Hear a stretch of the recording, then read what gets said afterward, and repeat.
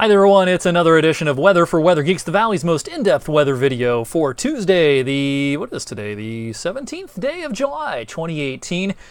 Wow, what a change over the last several hours. As promised, it went from really humid this morning to much more tolerable this afternoon, paving the way to a beautiful night for tonight. Here's our cold front, well off to the east now, and this front has been causing some problems today in some major metropolitan areas. New York City down to D.C., some localized flooding issues earlier on. They actually had a funnel cloud near Manhattan. It didn't touch down or anything. It was mostly out over the water, but it didn't touch down, so it was technically not a water spout. But I saw a lot of video on social media from that. Our weather, by comparison, has been pretty benign, and again, you don't have to be a degreed meteorologist to find the cold front this evening. It is easy to spot right here. It's the difference between a Florida air mass and a more Great Lakes kind of air mass. The dew point changes as much as 20 degrees on either side of the front. So where's the heat? Where's the humidity? Well, the humidity is shoved off to the south. The heat is in the process of recentering itself out across parts of the southern plains and into the western U.S. It is really going to be hot for the next couple of weeks and beyond, probably, along the west coast. And heading back towards Dallas. Dallas, 102 right now. They might have 10 days in a row or something where it gets to 100 or better in the Dallas-Fort Worth Metroplex. So that is where the heat will be on. All right, quick reminder with some clear evenings this week, including this evening, tomorrow evening, and Thursday evening. It'll be a great opportunity to check out Mars in the southeast sky. Now, Mars rises around 10 o'clock or so, hour or so after sunset, and reaches its highest point in the sky right around midnight or so.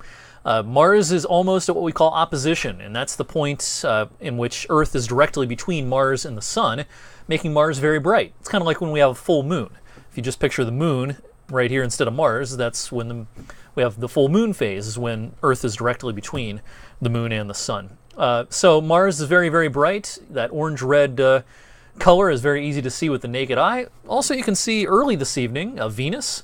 It'll set relatively early on. It usually does at this time of the year, but Jupiter and Saturn will be up there for a while, so more opportunities to check out some bright planets in the sky over the next few days. Big picture for your Wednesday. What a day it's going to be. 77 degrees, 5 below the average, low humidity, nowhere near the record of 98, and 5 short of the average. We're losing some daylight, of course, at this time of the year. It's still a pretty slow process, but the process will start accelerating, especially as we get into August and really into September. But right now we're losing a minute-ish per day, give or take. It's not that fast, but I think you'll start noticing the change, as we usually do as we go into August. All right, so tomorrow's not going to be a perfectly sunny day. I think there's going to be a deck of cumulus clouds that forms right around mid to late morning. Still going to be a great day. It's just not going to be a no clouds in the sky kind of a day. That's Thursday, I think. Thursday's the day when I don't think we see much in the way of cumulus out there. It's just going to be a perfectly sunny day for a lot of us. What a great summer day coming up on Thursday. Take advantage of the next couple of days if you can.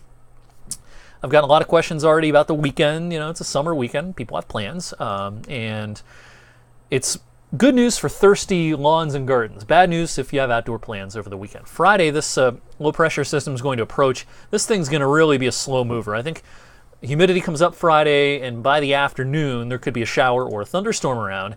And actually, what we're going to see over the weekend is kind of an unusual upper-level pattern for this time of the year. This is something we see more often in the cool weather season rather than the middle of summer. This is a sluggish upper-level low that's going to meander through the region. If this were October or November, we'd be talking about the possibility of water spouts on Lake Erie and grapple showers and that sort of thing.